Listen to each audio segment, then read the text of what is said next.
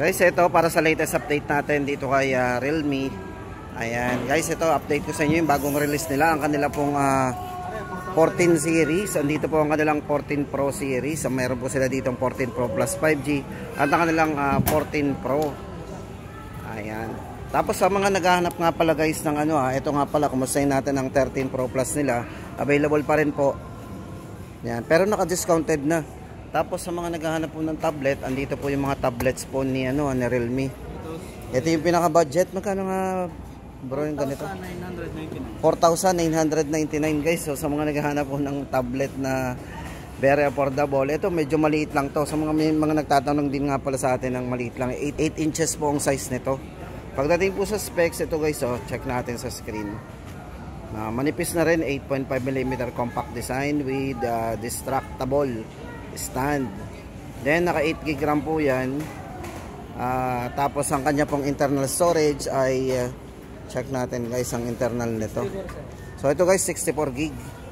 Tapos yan nga po, may malaking battery na rin, 6,000 mAh large battery, naka octa-core processor. At yan po naka LTE guys, pwede lagyan ng SIM. So dual stereo speakers na rin. Maganda ka, nalalagyan ng SIM to. Itong kanilang TechLife Pad Lite 8 LTE. Yan, presyo po natin dito guys ay 4,999, 64GB.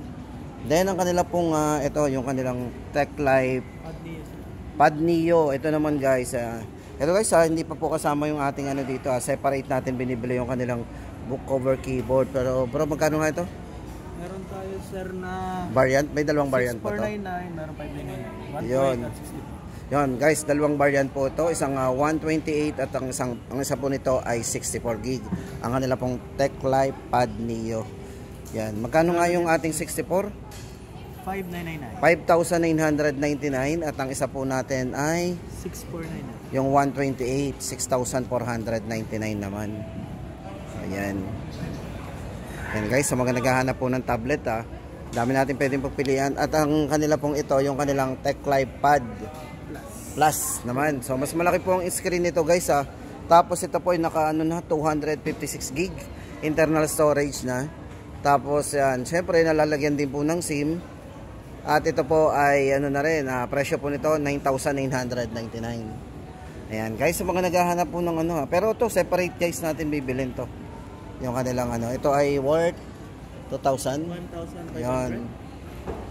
Ayan, mga ganun po yung mga presyo niyan guys. Murang-mura na rin to malaking screen ito.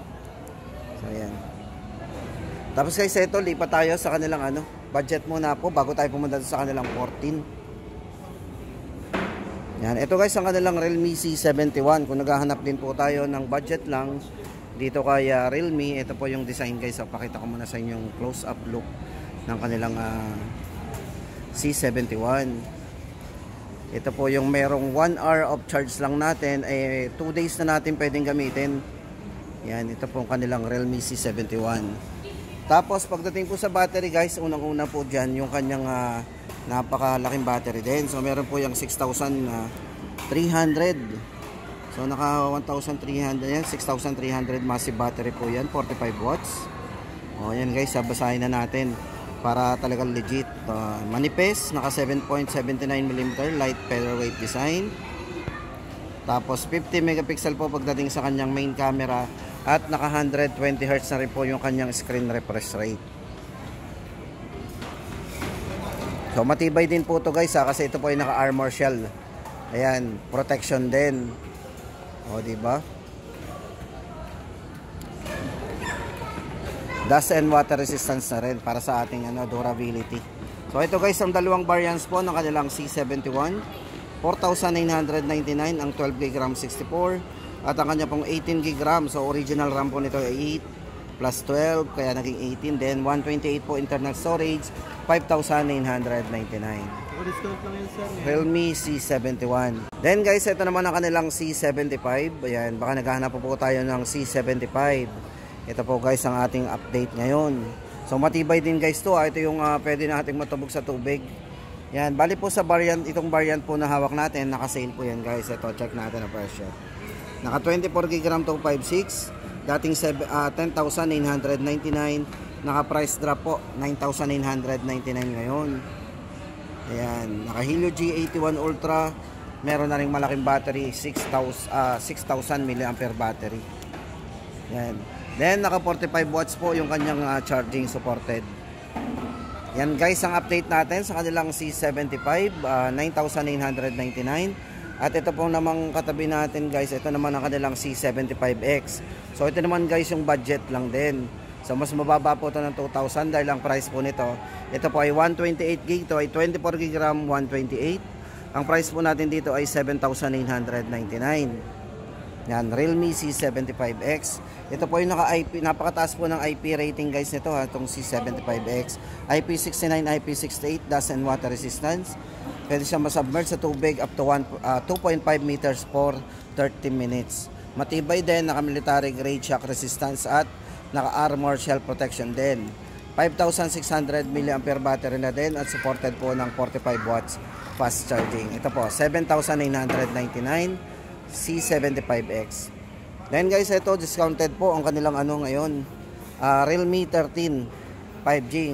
Ngayon guys, ito na yung presyo po ng kanilang Realme 13. Discount 2.5. So ililess pa natin dito yung 2,500 guys. Magiging 14,499 po ang kanilang 26GB RAM 256. So guys, kung gamer ka, tama-tama sa inyo to kasi ito meron tong vapor chamber cooling system sa loob. Siyempre naka GT mode yan para sa kanyang flagship GT technology. 120Hz po full high definition display with eye comfort display. Yan, ang presyo po ng ating ano ngayon ay 14,999. Naka-discount po tayo ng 2,500. Then guys, lipat tayo sa kanilang ano 13 Pro Plus naman. 5G din po to. Ito guys, so kung curve naman po ang hanap natin dito kay Realme, ito naka-curve yan. Ganda po ng design yan. So ang tawag po sa design nito, ito yung naka-Monet inspired design. Naka-curve.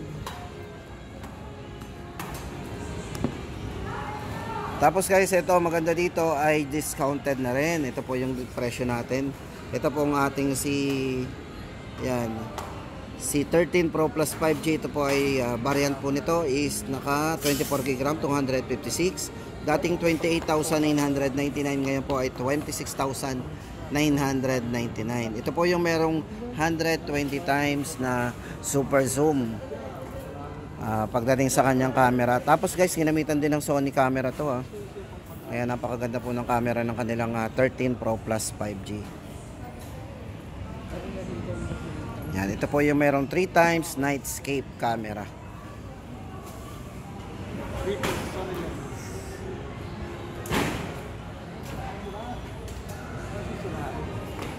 Then punta naman po tayo sa kanilang 14 series naman. Ayan, ito po yung bagong release guys oh. Ito po para po naman dito sa kanilang ano guys, ito yung kanilang Realme 14 5G. Ayan, Realme 14 5G sa mga gamer din.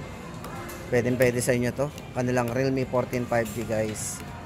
Ayan, ito meron na ring cooling system po yan. So napakabilis na rin mag-charge. So guys, ito para po sa variant naka 26GB RAM 256, 17,999. Then para po sa mga highlights nito guys, ito pagdating sa processor, ito ginamitan ng Snapdragon 6th Generation 4 at merong Antutu score na 760,000 plus na Antutu score yan. Malaking battery po, 6,000 mAh battery at supported po ng 45 watts Superbook charge nila. So guys, ito check natin ang design yan, mga lapitan. Yan, para po sa presyo guys ng kanilang yan, ng 14 5G. Yan, presyo po nito ay 17,999.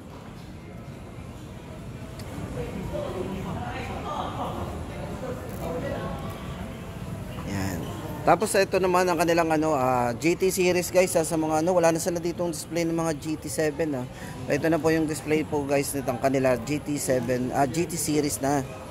Ito po bali ang nandito po ay yung kanilang 14 Pro Plus 5G. Ayan, naka 26,512 po ay 27,999. Then ang kanya pong 26GB RAM 256 ay 21,999. Ito naman po yung 14 Pro 5G. Pero guys, ang display po nila dito, ito po ay ang 14 Pro 5G. So wala po tayong display dito ng 14 Pro Plus 5G. Siguro naman po ay same naman po yung design nito. Ito guys, pagdating sa specs po nito, yung mga highlights po nito, unang-una dito guys, kung more on camera tayo, ginamitan po ito ng Sony IMX882 with optical image stabilization din. Processor, ito ay naka-Dimensity N7300 Energy 5G chipset. At yung syempre meron din tong color changing design. So nag-iiba-iba po yan, color changing design po ang tawag dyan. Syempre Realme UI 6.0. Yan, naka 120Hz po para sa kanyang curved vision display.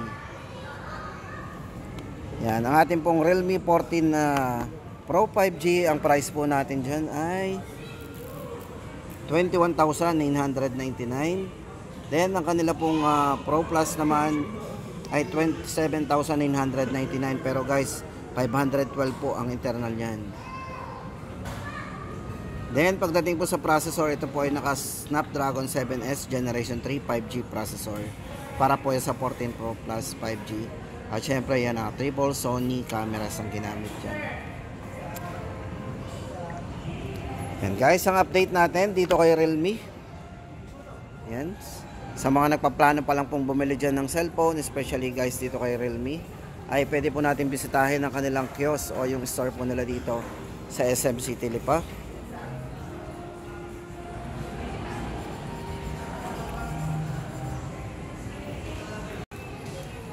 Guys, ito coming soon, Realme Note 70. Ito guys, bigyan ko na rin kayo ng idea sa magiging presyo po ng kanilang Realme Note 70. Ito po ay 4,399 lang. Yan, meron tong malaking battery, 6,300 mAh massive battery.